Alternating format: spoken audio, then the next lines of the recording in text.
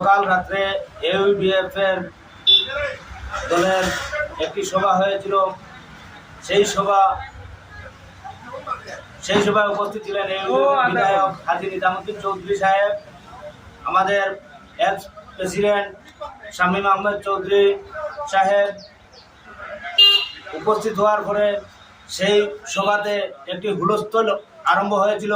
সেই হুলস্থলিতে মানুষে যে কইছে ইউডিএফ হটাও, কংগ্রেস আমাদের দেশে আছে, কংগ্রেস এবার সরকার করব, সেই সরকার অনুযায়ী আমরা ভোট দিতাম, আমরা ইউডিএফে ভোট দিতাম না, এইভাবে মন্তব্য করছে। মানুষে বারোইয়া হই চিল্লাকার হুলস্থল লাগিয়ে সভাটি ভঙ্গ করা হয়েছে। বর্তমানে আমরা পুরা গ্রামের মানুষে একত্রিতভাবে যে বলছেন যে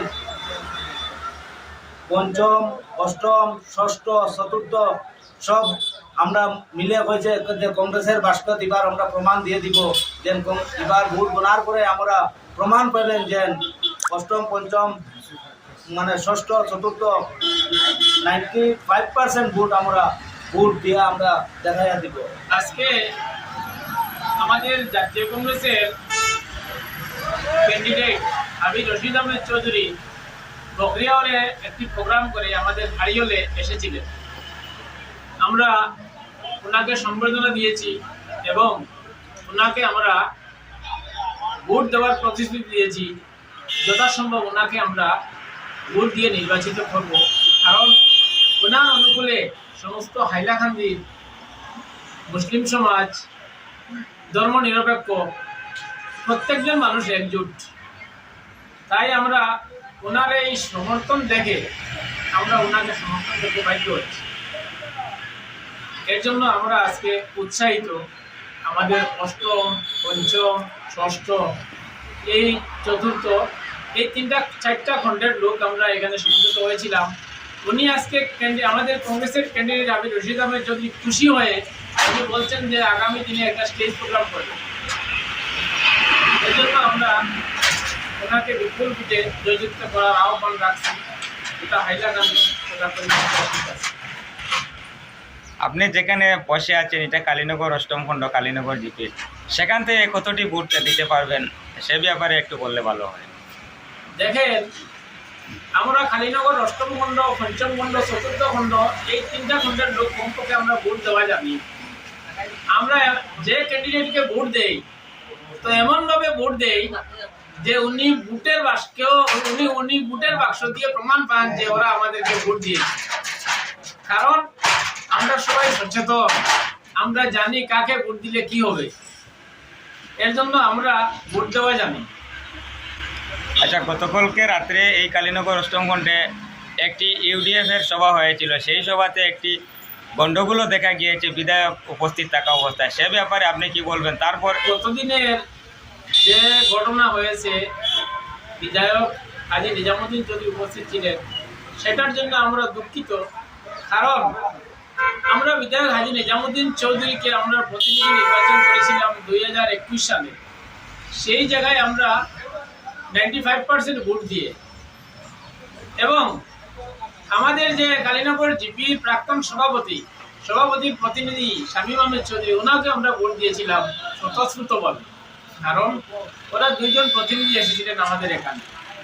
কিন্তু হাজী নিজামুদ্দিন চৌধুরীর যে এই জায়গায় রাত্রিকালের প্রোগ্রাম করা মেনে নিতে পারছি না, যে রাত্রেকালে এরকম প্রোগ্রাম করা উচিত হয়নি। কারণ এই জায়গার দায়িত্ব আমাদের প্রেসিডেন্ট শামীম আহমেদ চৌধুরী। উনি যেভাবে উগ্রভাবে কথাবার্তা বলেছে, উনি যে ওনার কাজের ফিরিস্তি টানেন, উনি কেমন কাজ করেছেন সেটা কালীনগর জিপির মানুষের জানা আছে। কারণ ওনার 5 বছরের কার্যকালে হাতে গোনা কয়েকটি কাজ আমরা দেখতে পাই, এবং ব্যক্তিগতভাবে ওনার উন্নয়ন হয়েছে, তার জন্য আমরা অত্যন্ত খুশি।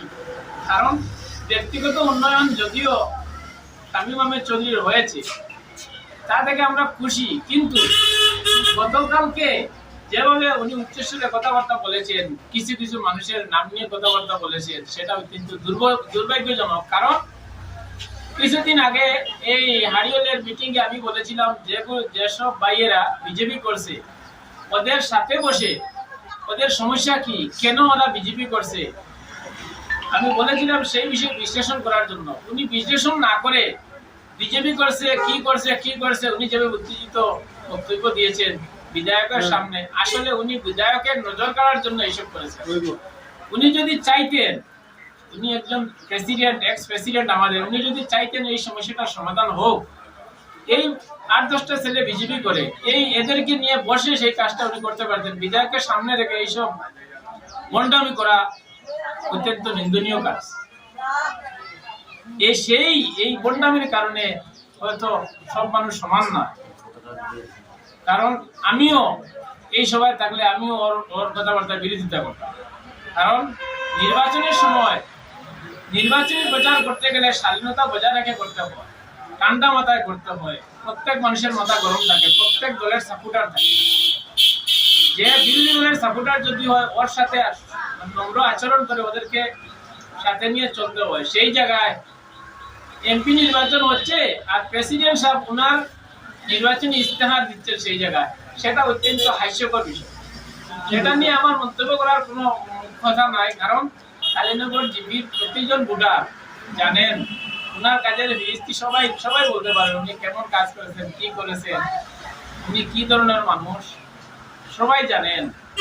অতএব বর্তমানে এই ইউটিউবের অনুকূলে আমাদের এলাকা নয়, কারণ উনি যে সেন্টারে ভোট দিবেন ওনার সেই সেন্টারেও ওনার ন্যূনতম কতটা ভোট পাবে ওনার ভালোভাবে হিসাব করা আছে।